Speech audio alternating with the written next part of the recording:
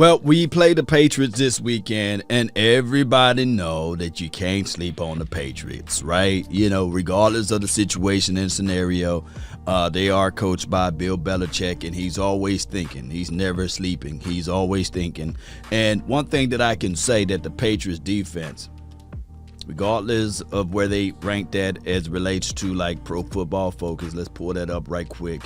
Regardless of that, you really got to pay attention to the fact that this particular team, although they're 24th in defense, they do not allow you to score in the red zone. So that could be a situation and scenario where they play the bend but don't break type of philosophy. But it's going to be a game, whereas I believe the first quarter may be a tough one, and then the Cowboys pull off. But let's listen into Babe Laufenberg, who is one of the guys that on his analytical work, I like him because he does an extra details of his homework as it relates to the small things, the little things. And no, this is not a trap game. Let me repeat, this is not a trap game. You know, everybody think that, hey, just because the Cowboys are doing good in some metrics, that all of a sudden whoever we play that we are better than as it relates to the metric side of it, it's a trap game. No, this is not that. Let's listen to 105.3 The Fan. Appreciate those boys over there. How, you know, we don't really consider the Patriots like a litmus test anymore, like comparing yourself to them. But if you're Dak, is this a challenge that you challenge yourself on? The last time they played each other, he didn't have a great game. Yeah, the weather was bad. But it sees the growth of him. Is this a challenge and a test of your Dak versus Bill? Oh, I think so. Now, let me just say this. Dak has passed, in my mind, every test. There's nothing where I say, well, until Dak shows me this, I won't believe in him. I mean, I believe in him. Yeah. I don't care if he goes to a Super Bowl or wins a Super Bowl. Right. I believe in Dak, and I think a lot of people are of that philosophy. But there's no question that this is always going to be a little different when you play Bill Belichick. And the other part of the Patriots, they've always kind of treated those first 4 games as an extension of the preseason. He's trying to get his team together. He's trying to figure out what works, what doesn't, who can do this, who can do that, and then they start honing in. And I'll give you a quick example. I had before he go into that details of it, Cowboy Nation, I got to tell you guys, the wonderful wizard that Bill Belichick is, the Dallas Cowboys just got to be careful of that part of it. This guy makes sure he crosses every T and dot every I, so we have to be mindful of what Bill Belichick got up those sleeves. You know what I mean? A little research done for me here, but so you go to the first 4 games. I'm just going to go to like the last 8 years here, okay? First 4 games of the regular season. I won't give you the year; it doesn't matter. But they were 2-2 in the first 4. Then they went 10-2 in the next 12.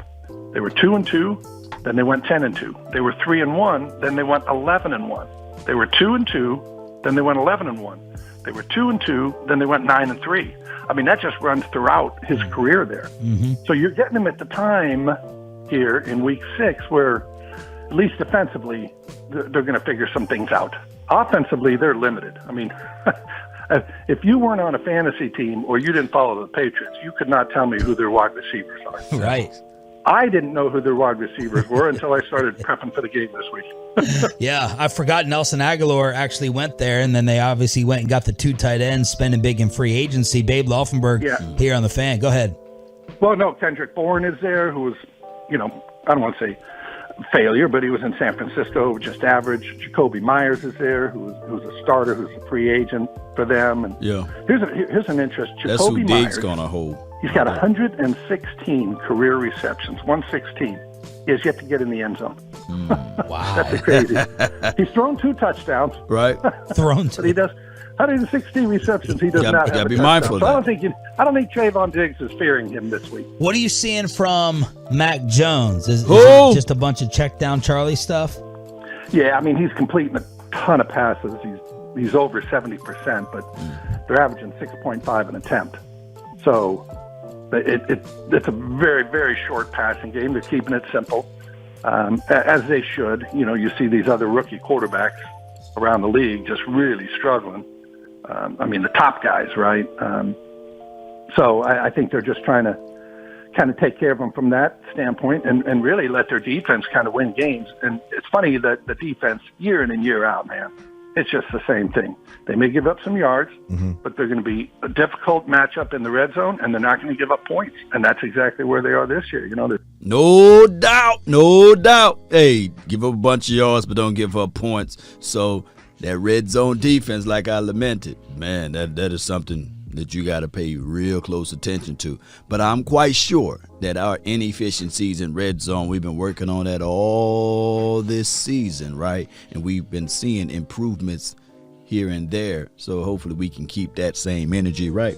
Keep that same energy. And then we're going to look up Mac Jones information on Pro Football Focus. Let's listen. They're fifth in points allowed. So they're not scoring a lot of points this year, unlike the Brady years, but they're not giving up points. Just like always. Is there a number you have in mind? You win this game if you get to blank.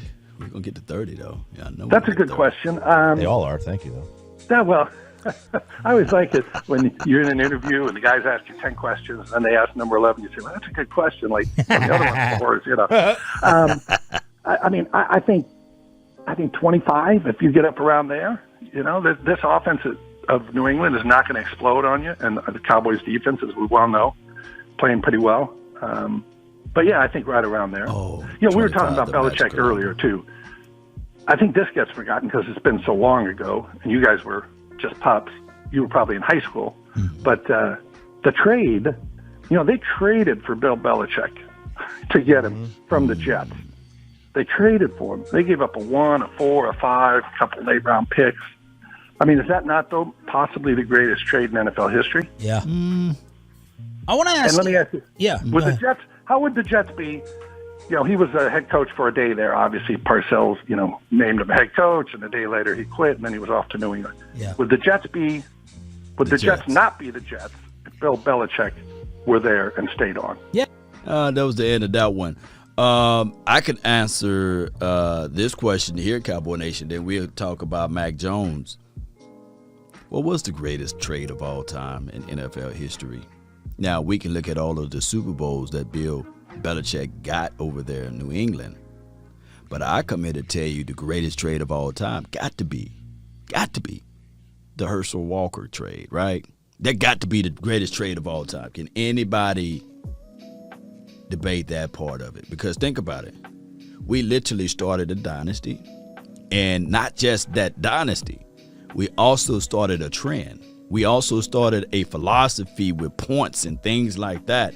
And nobody ever looked at the Dallas Cowboys the same as it relates to trade offers. They're like, nah, dog, you ain't finna, Herschel Walker us. No. It became a verb. So we was like, no. Other teams started to use that philosophy. I don't think other people started using the philosophy of how Bill Belichick got from the Jets to the New England. I want to know your thoughts on that, but neither here nor there. Let's look back over to the Patriots and let's dissect good old Mac Jones. Okay. So he's 20th in passing as far as yards, 9th in attempts. So that means they're passing the ball a lot. If he's 9th in attempts, 190 attempts. Passing touchdowns, he got 5 of them. Oh, he matched it with 5 interceptions. So 5 and 5, not bad, huh? But his grades are overall, it's a 73.5. That's still a passing grade according to Pro Football Focus, and that's in the green. His passer is still at 71.8, so that's pretty good. Rushing is 64.9. That's not something you can really say, okay, that's horrible. So that means in a pinch, he will get out and scoot. So I'm looking at this right here. Okay, passing 205 dropbacks. Okay, so that means, hey, he's in a situation where he's looking at the situation and he's dropping back, all under center. So it's okay. All right, so the Cowboys need to really pay close attention to this collectively. When we look at everything, all right, let me see. Passing 23 for 35, 259. This is projections right here. Chances for a 300 yards is 33%. So I look at it like this from Mac Jones, as far as the little small information that I got from Pro Football, Focus. I think that the Cowboys are going to have a field day on him. But like Babe Laufenberg said, this particular team, they do a lot of dinking and dunking. That is the old philosophy that they gave to Tom Brady, by the way. So I believe that we should play a real sound football and not get too cocky.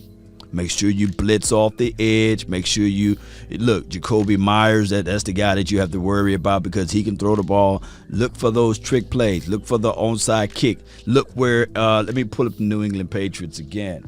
New England, Patriots. Let's pull them up right quick. And let's look at this again. Special teams. If you see right here where it says special teams, 4th. And let me see if I can pull up the Cowboys. Let you guys know where our weakness is at. Cowboy Nation, we got to make sure. Look at Ezekiel, the first one to pop up. Shout out to Ezekiel Elliott. That boy bad. That's a bad brother right there, boy. That's a bad brother right there. All right, so we're going to go right here, and we're going to pull up the Dallas Cowboys. We're 22nd. 22nd. First in offense, so we can press it. I said the magical number 30. Babe Laufenberg said 25. Any points north of 22, 23, I believe, it's going to put too much stress on the Patriots to get up to that number. Their defense going to have to change from 24th, and they're going to have to figure out a way to stop us and get all the way down. They're going to have to play like top 10 defense to slow us down. Right? Because our offense is so powerful. I just look at it like this, and this is me not beating on my chest and saying, okay, the Cowboys offense is unstoppable, by the way. No, I'm just saying that the offense, you've seen teams, okay, first quarter they're hanging tight, second quarter they getting a little woozy, third quarter they dazed, fourth quarter they said tap out. They tap out in the fourth. That is what we bring because we bring so much heat, so much energy. Where is it coming from, Law? From the Russian attack. Yeah. Oh, where is it coming from, Law? Where it's from the tight ends. Well, once they shot down the tight ends, now you got the wide receivers eating.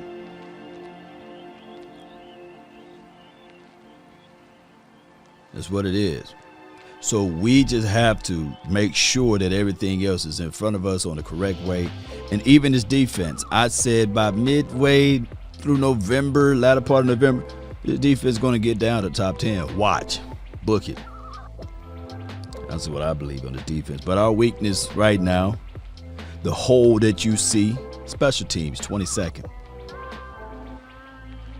We got to improve special teams.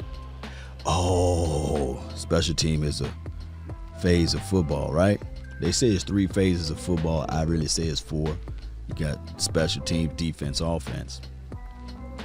4th phase will be coaching. Coaching got to make sure that they make these guys perform at this maximum peak. So that's their strength. Special teams. You got to be careful. Onside kick. You got to be careful.